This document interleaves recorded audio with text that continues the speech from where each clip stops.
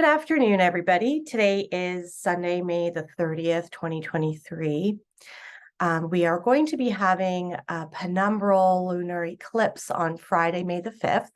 I had added a video on Twitter, a short little one regarding some of the themes of the upcoming eclipse, including aspects of secret societies and how they do rituals and how they incorporate astrology, numerology, amongst other things, and how there might be some financial collapses or some financial volatility approaching us. We did see some last week with First Republic Bank collapsing. We can feel effects of eclipses a week before, during the week of, and the week after as well. So next week should be pretty interesting. This video is going to be a part one. So usually I did, for the solar eclipse that just happened, I did a tarot reading. So I'm having two parts to this lunar eclipse reading. This video is going to be about themes regarding the astrology and what to kind of expect. It is a penumbral, which is like a little bit of milder lunar eclipse. It's a little bit milder than a partial eclipse. It's in Scorpio, so we'll kind of look at what the themes and the archetypes around all the planets are saying. That'll be really brief. That's in the beginning. And then we will be looking at current events in the world, with the economy, what is Shemitah years, what a Shemitah cycle is, the Jubilee year, and cryptocurrencies, and distractions around the world that are happening to keep us kind of steered clear of paying attention to what is actually really going on. So there's no tarot in this video. This is going to be a summary of current events and tying it into the astrology. Okay, so let's dive into that. And then, yeah, I will be making a second video of a tarot reading about the lunar eclipse. Okay, so let me share my screen here.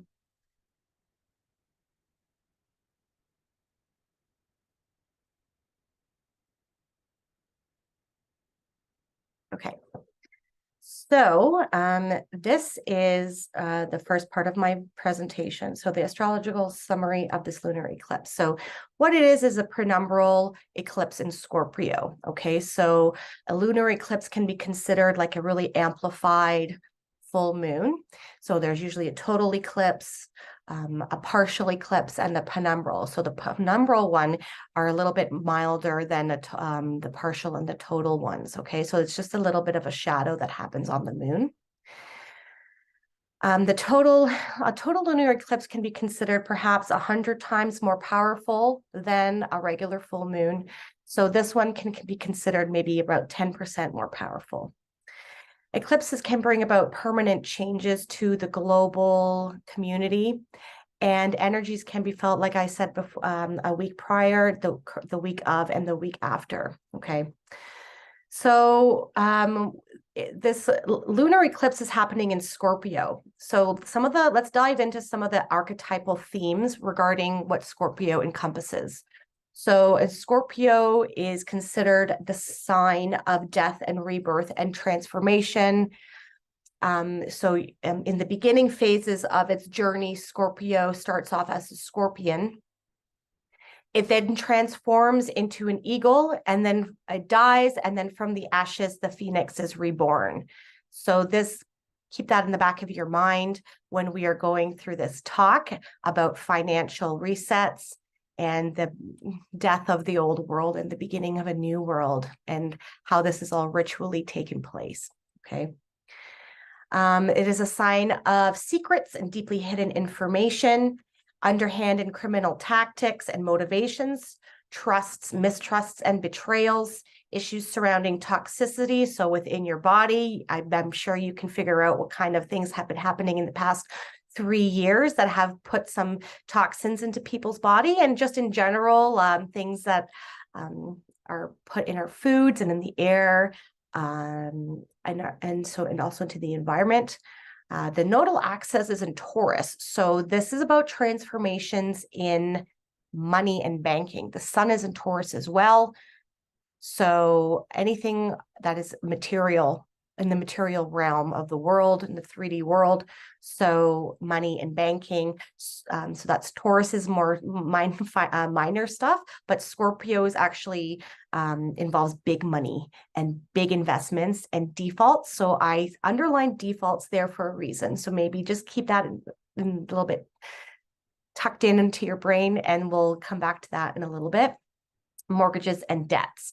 Okay, so debt should also be underlined because we'll come back to that a little bit later.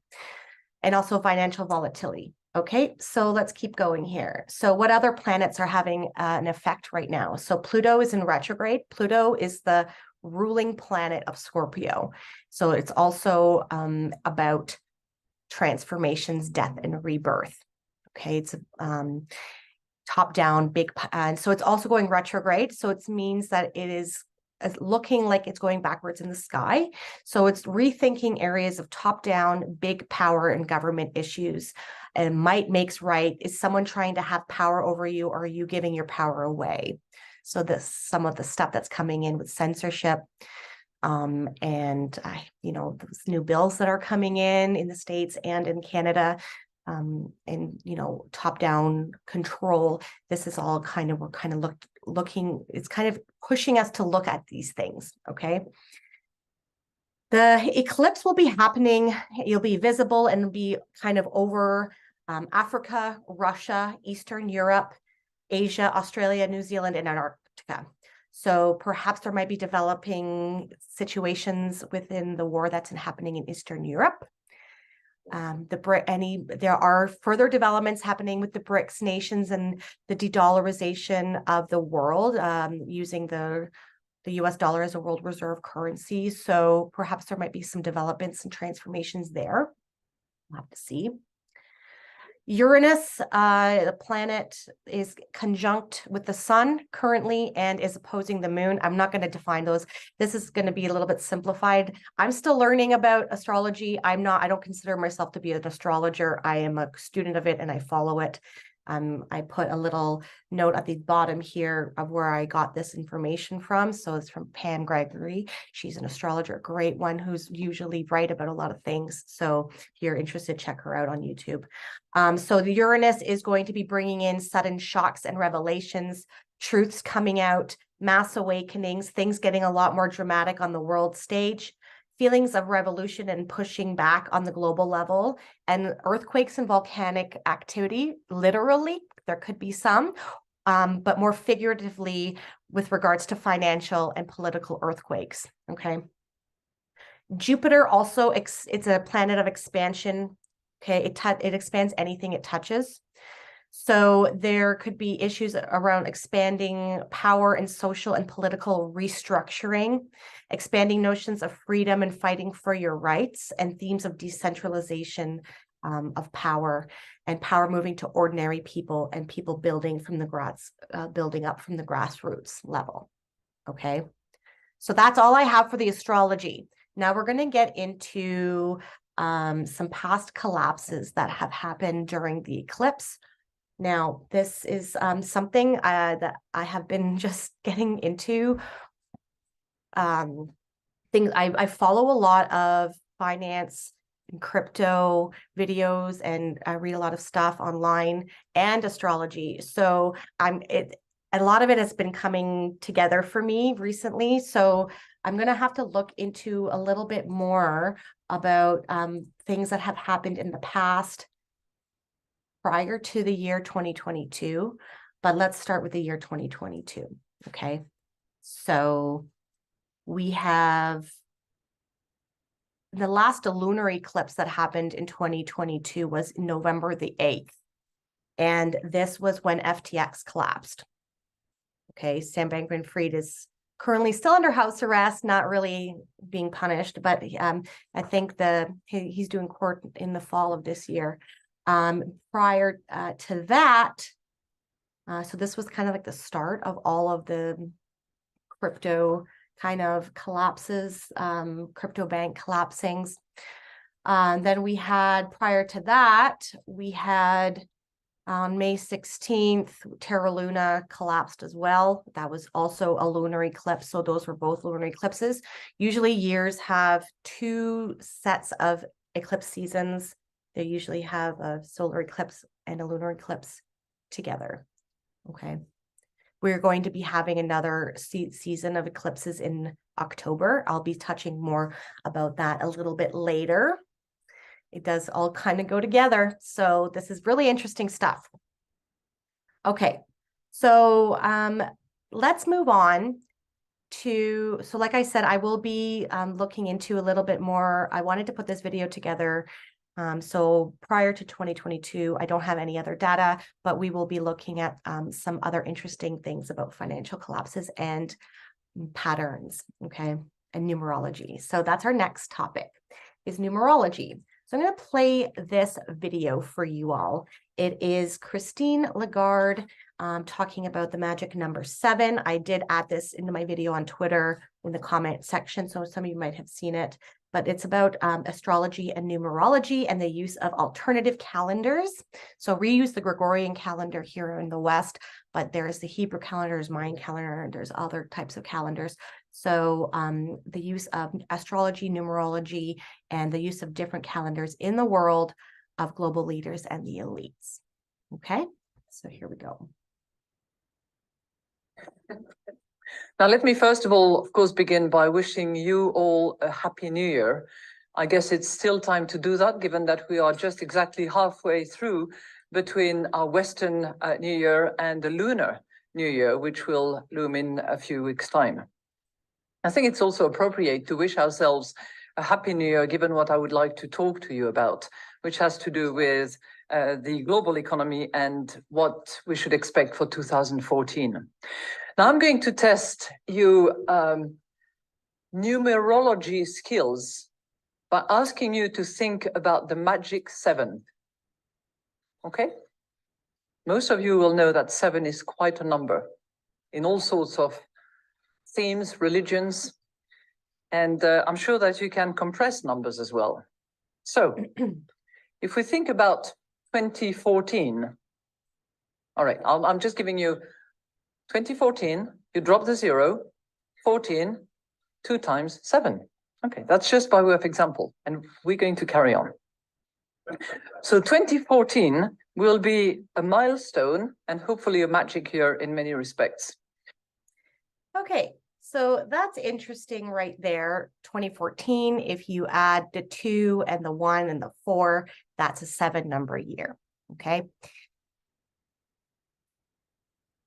2023 is also a 7 number year. If you add 2 and 2 plus 3, that's a 7. So now we're going to look into the significance of the number 7. Okay. So I have come across this term in some of the crypto and finance videos that I watch. It's called the Shemitah year. And apparently we just finished one last year in 2022. Okay. So the Shemitah it's from the Hebrew calendar. It's from the Jewish religion. The Shemitah is of a Jewish observance that goes back thousands of years. Once the Jewish people settled in the Holy Land, they observed 7-year cycles. Okay, that's important. This was known as the Shemitah, whose literal meaning is to release and to forgive all debts, which is very important here and now as we live in a heavily debt-based economy worldwide. Okay. So I'm going to leave it at that for here. So it's a 7-year cycle. Oh, I'm missing one.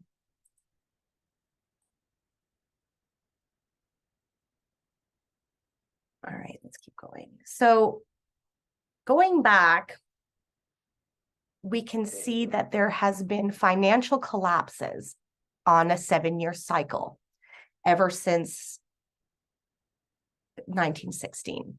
So 1916 and it kind of happens usually at the end of that 1 year into the next year. So in 1916, there was a 40% of the United States stock market value was wiped out. The German, Austro-Hungarian, Russian, and Ottoman empires collapsed. Britain was almost bankrupt during the First World War.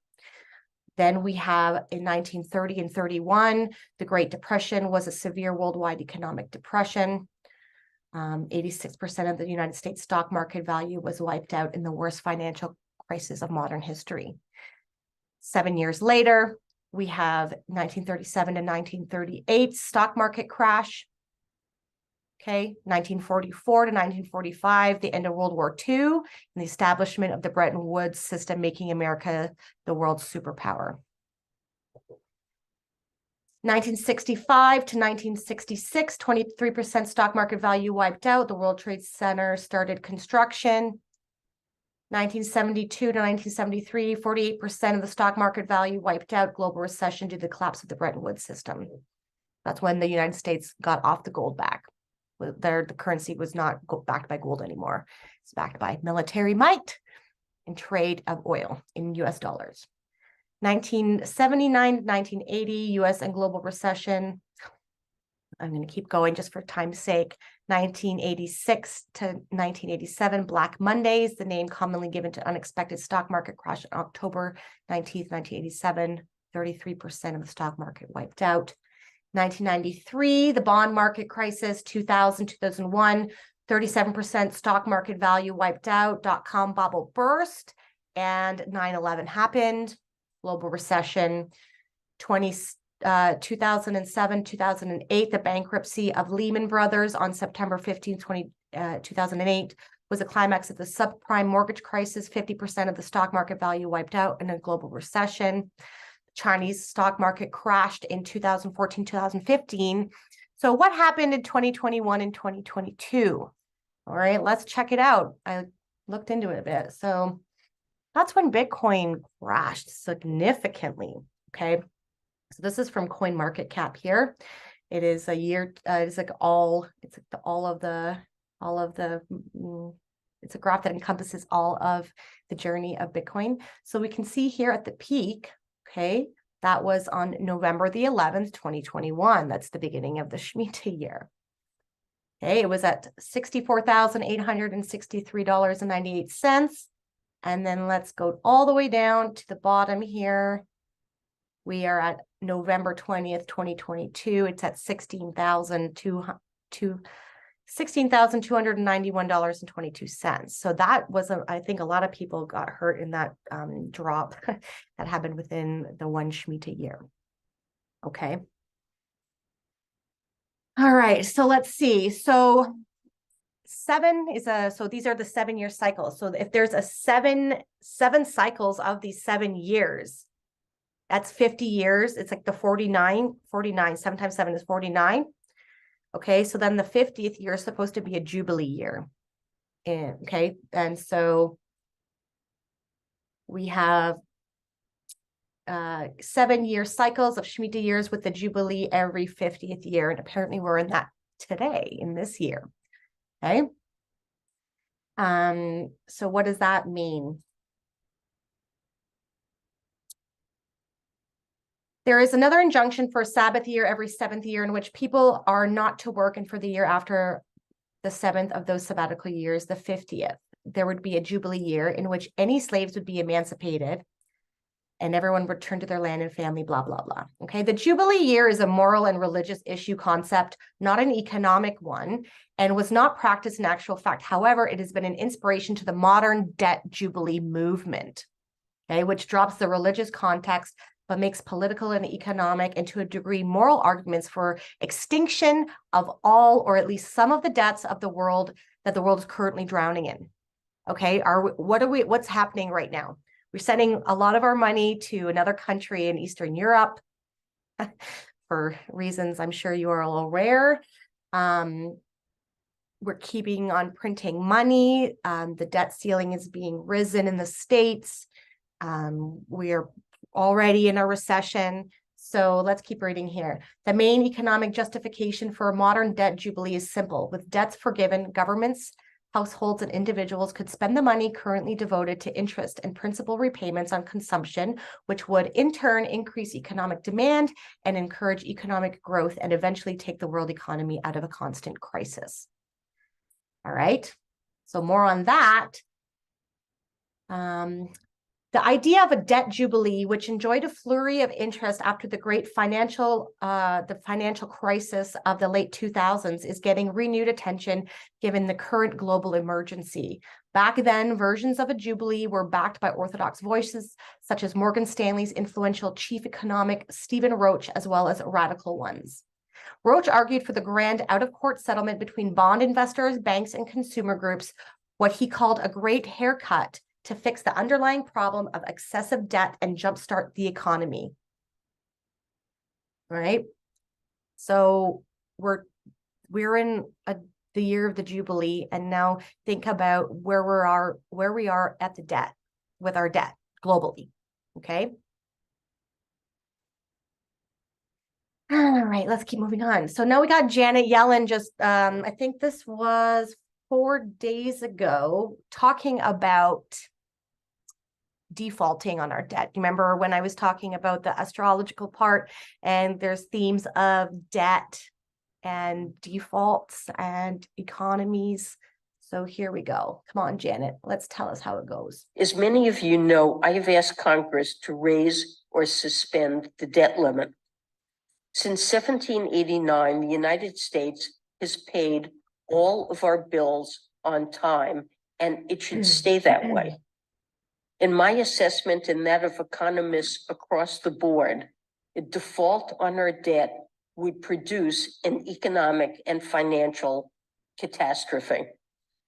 Many residents in Sacramento could ultimately lose their jobs. Household payments on mortgages, auto loans, and credit cards would rise, and American businesses would see credit markets deteriorate. On top of that, it's unlikely that the federal government would be able to issue payments to millions of Americans, including our military families and seniors who rely on Social Security. In the longer term, a default would raise the cost of borrowing into perpetuity. Future investments would become substantially more costly. This economic catastrophe is preventable, and the solution is simple. Congress must vote to raise or suspend the debt limit, and it should do so without conditions, and it should not wait until the last minute. I believe it is a basic responsibility of our nation's leaders to get this done. All right, so there's Janet Yellen explaining to us that in order to not default on our loans, we're just gonna have to keep raising our limits. So if you can't pay your credit card, instead of kind of like looking at what you can do from a more proactive level or ways you can cut spending, you're going to just keep raising the limit, right? And that's going to fix, because it's just going to not happen again and again. It's kind of ridiculous. This is like a controlled demolition of our financial system. Okay, this is all ritual. They have to tell, like, according to them, they have to tell you what they're going to do, so then they don't get any bad juju back, right? So it's not like they're like taking advantage of you. They're telling you what they're going to do before they do it. Okay, so now that we're in the Jubilee year, they're going to this is a controlled demolition of our economy. All right, so moving on. What's next then? So when the economy crashes, there's already they're making the problem. They're going to wait for us to react to it, right? We're going to be like, oh, we need someone to help us get out of this, and they already have the solution. They've already started making, after the 2008 financial collapse. That's when Bitcoin was introduced. Okay, they've been laying the groundwork for the transition since then, maybe even before. Okay, so let's listen to this. This is from the World Government Summit in 2022, talking about blockchain and digital currencies. Well, it may be a bit late for that. I remember talking to an Australian diplomat at one point about this break between the US and China, and said, you know, both sides are going to say, whose team are you on? And he said, our job is to make sure the question never arises. But the question has arisen. And so I think we have to go deeper. And it's not about the US versus China. It's about what underpins a world order is always the financial system. I was very privileged. My father was an advisor to Nixon when they came off the gold standard in 71. And so I was brought up with a kind of inside view of how very important the financial structure is to absolutely everything else. And what we're seeing in the world today, I think, is we are on the brink of a dramatic change where we are about to, and I'll say this boldly, we're about to abandon the traditional system of money and accounting and introduce a new one. And the new one, the new accounting is what we call blockchain. It means digital. It means having a almost perfect record of every single transaction that happens in the economy, which will give us far greater clarity over what's going on. It also raises huge dangers in terms of the balance of power between states and citizens. In my opinion, we're going to need a digital constitution of human rights if we're going to have digital money. But also this new money will be sovereign in nature. Most people think that digital money is crypto and private, but what I see are superpowers introducing digital currency. The Chinese were the first. The US is on the brink, I think, of moving in the same direction. The Europeans have committed to that as well. And the question is, will that new system of digital money and digital accounting accommodate the competing needs of the citizens of all these locations so that every human being has a chance to have a better life? Because that's the only measure of whether a world order really serves. A world order, huh? Okay. So let's see. Then now we have Christine Lagarde. So there was a prank call with two, I think they're Russian individuals pretending that they were Zelensky. And this is Christine Lagarde, the woman that was talking about the 7, the magic number 7. This is Christine Lagarde talking about when they are expecting to make a decision on the Euro's CBDC. Okay, so let me just go back down to 14 minutes.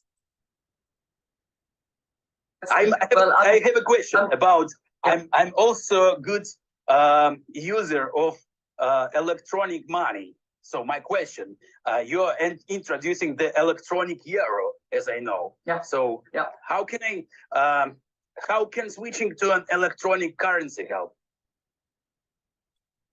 Well, two things. Number one, it will be decided in October. So we are preparing the ground. We want to be ready. We want to be trained, but it will not be decided until October 23. Okay, so let's just leave that one there. So you know what else happens in October? Our second season of eclipses, which is also has some financial tones to it as well. So there's that. Okay, so as we are moving forward, the world is laying out the groundwork and the foundation and the structure for central bank digital currencies. Okay, and more of an electronic way of going about currency issues. So this was on the 13th of April. This is India, so who currently holds presidency of the G20. They are stating that there needs to be coherence and a coordinated, all the countries of the G20 need to coordinate so that they are laying out the groundwork of their cryptocurrencies and their blockchains at the same time, so they all can interoperate. They can be interoperable with each other. Sorry. So this is interesting to see. So if they need you all to have it at the same time, because when they choose to flip the switch, they're all going to still all of the different banks and all the different countries are going to be able to send money. So it's not going to be like certain countries are using certain blockchains and others are going to be using others, and some are not going to have it. So they all need to work together to regulate it and come up with the same kind of financial regulations across the board. Now, America is currently, a lot of countries around the world have crypto regulations. America currently doesn't. I'll get to that in a little bit. So that's interesting coming from India. They're kind of pushing this forward. Where the United States is kind of lagging. Now, I'll make a comment there. There is, the SEC is currently in a legal battle with Ripple, who is the company that oversees XRP. Now, they seem to be struggling to make regulations. They invite companies in to come to work with them, but then they sue them. And they're being really reluctant and slow on making any regulations as to what's a security, what's a commodity, etc. Okay, so a lot of people are saying that this is pushing companies out of the United States, where they should be leading in this industry. But some people are speculating that since the U.S. is the global power currently, economic wise, the other global superpower, they are waiting for all the other countries to implement their frameworks with regards to cryptocurrency. Because why would the states want to implement a new financial system and then the rest of the world doesn't adopt it? So that would just destroy them, right? So perhaps they are waiting until everything else is laid out and organized and regulated, and then they will come on board with that. So we'll have to see what happens there. We have SWIFT updating. SWIFT is a financial messaging system. It is going through a transition. It's called ISO 20022. It started in March 2023, and a lot of banks are upgrading to the system. Okay, so a lot of things are moving forward there. We have India signing a deal with Russia to adopt it. So, with the war, SWIFT, Russia was kicked off the SWIFT network as part of the sanctions. And so they've made this their own one. I think they've had it in their back pocket for quite some time, but now they're making deals with countries all around the world to utilize their own version of SWIFT, which is the SPFS system. Okay, so these are just these behind the scenes, like all of the stuff financially is going on to lay out the framework for the new financial system. Okay, and then they just keep printing money. They're purposely collapsing the system. Okay, so let's move on to this one. BRICS nations are expanding. So this is a coalition. It's called BRICS. So it's Brazil, Russia, India, China, South Africa. I saw on some finance video with an economist saying that there's like almost 60 countries now applying to be part of the BRICS nations. So this was taken in November 9th, 2022. So all the red here are the current BRICS nations, and these are all the proposed ones. Currently, there are also more African countries applying to BRICS nations. The United States has been plundering resources and bullying countries in Africa, not allowing them to do trade for their own, not to utilize their own currencies. And also forcing them or threatening them not to do business with Russia and China. So they are looking into joining BRICS, many of the countries in Africa as well. So a lot of different global changes happening right now with regards to the economies, okay? We have Zimbabwe introducing a gold-backed digital currency. A lot of countries and central banks are buying up gold, getting away from the US dollar as a means of being the petro dollar or a dollar for trade around the world. Okay.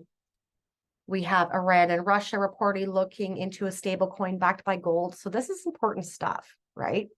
This is the new financial system that is coming up. I already talked about the SEC and how, I already talked about this. So this was just like my kind of reminder to talk about it, but I've already kind of touched on that. So they're delaying, and they're not giving a clear framework and a clear way for companies to move forward. It's pushing a lot of the industry out of the United States.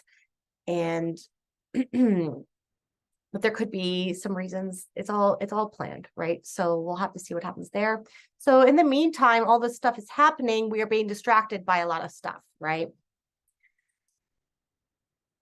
So there was the meeting at the Global Goals for Sustainable Development happening in New York this past week, I guess. There was a picture here with Justin Trudeau, with Hugh Jackman, and you see this little pin here. This is from the Global Goals for Sustainable Development. It is, he also met with this guy here. You see at the bottom of the picture. I'm not going to name it because I'm going to name the person because I don't want to get flagged. So he's a son of an evil person. He met with him. This is a globalist group. Okay.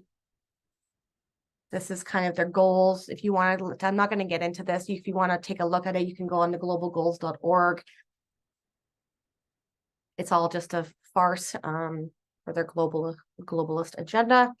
So I'm going to say right now, my next video, I'm not playing this to promote XRP or Ripple. I will say that I do own XRP, but this is, I'm using this as a way to illustrate how much work has already been done with regards to laying out the framework and the train tracks for this new financial system. Okay, it was probably started right after the 2008 financial collapse. Okay, so this is not an endorsement. This is just look how much work has been done. And How do I hold XRP? Because Ripple's the chosen one to lead the new global digital payment system, and they use XRP. In 2013, the Federal Reserve began looking for faster payments options. 2 years later, an action plan was born and a federal payments task force was created. It included one company focused on crypto, Ripple. In 2014, the World Bank and Better Than Cash Alliance, which includes the Bill and Melinda Gates Foundation, Clinton Global Initiative, and the governments of 32 countries, put out a report called The Opportunities of Digitizing Payments. 1 year later, the Better Than Cash Alliance featured one crypto company on their website, Ripple. Today, Better Than Cash Alliance and all other UN initiatives are focused on a single agenda, the Sustainable Development Goals for 2030. You can see the SDGs logo on Bill Gates' lapel, world-leading companies, the Better Than Cash Alliance website, and on the UN's official exchange, Exchange. What crypto is Exchange officially utilizing for their carbon credit solution? XRP. The world will move to a new international standard for exchanging electronic messages between financial institutions by 2025 called ISO 20022. Who was the first ISO 20022 member focused on distributed ledger technology? Ripple. Who's partnered with over 300 financial institutions, including Bank of America, American Express, PNC, Santander, SBI, HSBC, Standard Chartered Bank, Bank of England, India, Singapore, Scotland, Australia, and Indonesia, the largest banks in Japan, Canada, Egypt, the Middle East, United Arab Emirates, Thailand, Morocco, Bhutan, South Korea, Brazil, and Latin America? Ripple. Who is a former employee overseeing the Federal Reserve? Ripple. A former employee overseeing the world's largest asset manager, BlackRock's digital asset division? Ripple. Leading Australia's CBDC effort? Ripple. Who hired a former Treasury of the United States? Ripple. 2 former Federal Reserve attorneys to their board? Ripple. 2 former Clinton and Obama advisors, former Minister of Defense and Economics of Germany, former business director at SWIFT, former SWIFT board member, former CFO of PayPal, former head of the DTCC, former chief business officer at Uber, former VP of Amazon, and former SEC chair on their legal team? Ripple. Who's a member of the Digital Pound Foundation, Digital Dollar Project, Digital Euro Association, Mojibloop, IMF's high-level advisory board on fintech, Hyperledger Blockchain Consortium, Open Payments Coalition, Faster Payments Council, Global Payment Steering Group, Cross-Border Working Group, International Association for Trusted Blockchain Applications, Crypto Climate Accord, University Blockchain Initiative, World Wide Web Consortium, and a featured partner of the World Economic Forum with 3 members of their team directly listed on the WF website? Ripple. Does Ripple and XRP sound like they're going to... all right, so as you can see, there's a lot going on behind the scenes that like the mainstream person might not necessarily know about. So crypto's not going anywhere. It's going to be part of the new financial system, clearly, as you can see. So I'm going to move on now to the end of the week. So the day after the eclipse, King Charles is going to be the coronation of King Charles will occur. Okay, so if this is not a really good example of ritualistic bringing in of the new after the death of an old era or an old way of living or an old system. So Queen Elizabeth died. This is the ritual that now they're going to move forward with the new era of King Charles. Okay, so this is a ritual. He is obviously part of all of this globalist agenda stuff. So that's interesting to see that that's the day after the eclipse. Kind of interesting, wouldn't you say? All right, so that's the out with the old system, death, birth of the new system. Doesn't necessarily mean this is all going bad. Okay, so we this current way of living is not working. So we can also affect this as well. Okay. So I put this here, we're almost done. I put this here as a way to remind us of all of the things that they're putting out to distract us from what's happening, right? With what's happening. So we have internet censorship bills. We have this bill here that's about hate propaganda, hate crimes. There's a similar bill in the States happening. We have the trans agenda. We have woke ideology, gender ideology, race baiting, all this stuff with the war. So not to say that none of this stuff is important, okay, because it is.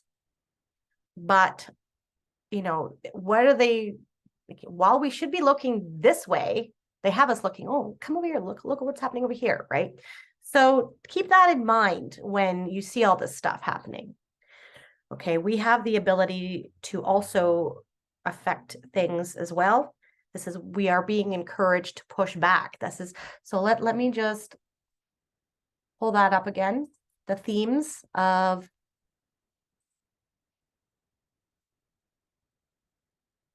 bringing about sudden shocks and revelations, truths coming out, mass awakening, things getting a lot more dramatic on the world stage, feelings of revolution. We see that in France, right? Push back on a global level, decentralization of power moving to ordinary people, building from the grassroots. So focusing on your local environment, surrounding yourself with like-minded individuals, and creating what you want to see. Don't focus on what you don't want to see. Focus on what you do want to see. Raise your vibration that way. Okay. And so this, I have a little analogy that Pam Gregory, the astrologer, used, and I thought it was really good, and we'll end there. Okay. Let me stop sharing. So this analogy is a theater analogy, and it's about an old theater. So let's say you're in an audience and you're at an old theater and you're watching a dark play. It's not funny. It's pretty dark. The structure of the theater is old and decrepit. It's shabby. It is decaying and is becoming unraveled and unstable. It is falling down all around the actors. Okay. The actors, because of this, they're getting louder and louder. So people don't notice the collapsing theater all around them. And it is not working. The audience is beginning to notice. The actors are improvising now and coming up with more extreme scenarios, and they're becoming desperate so people don't leave. Okay. Things are becoming wild and chaotic. The audience is starting to say, this is not making any sense anymore, and I can't watch or listen to this anymore. Doesn't that resonate a little bit? People are starting to leave the theater and not putting up with this decrepit environment anymore, right? So this can be also saying, if you're still watching the nightly news, you're still in the theater. So another analogy as well, let me just close this for the lights there. So another analogy as well is the caterpillar turning into the butterfly. Okay, this is like the scorpion transforming into the phoenix after it dies and rises from the ashes. Okay, so the caterpillar goes into its chrysalis and it has to break down so much where it becomes caterpillar soup. It dissolves. It is no longer, it's chaos inside of the chrysalis. Okay. And we need to go through this chaotic time. The old world and the new world are being destroyed and formed at the same time. This is why it's really chaotic. But we're not victims in this. We can create things that we want. to see and a world that we want. So, but we need to, this is why we need to focus on what we hold as values and what we consider important. So the world is, and these actors in this play of life that we have are going to be getting louder. And, you know, personally, I feel that some of them know, like a lot, we've seen a lot of heads of countries have to step down, you know, like Jacinda Ardern, Boris Johnson, etc. Macron is being pushed out. I don't know if he will go, but hopefully, you know, our leader in Canada might be next. But there's a lot of scandals going on here, and so there is some movement with some accountability. I don't know where that's going to go, but you know, sometimes when people are pushed up against the wall and they know that they're screwed, they start getting louder too. Okay, and they'll start doubling down on their control. So we need to trust the process and do our part to kind of make this world a better place as well. Okay, so that's the end of my part 1 to this lunar eclipse happening on May the 5th. If you are, I hope you liked it. Please let me know in the comments. And I will be doing my tarot card reading shortly and uploading that as well as part 2. Stay grounded this week. Have a nice day. Bye.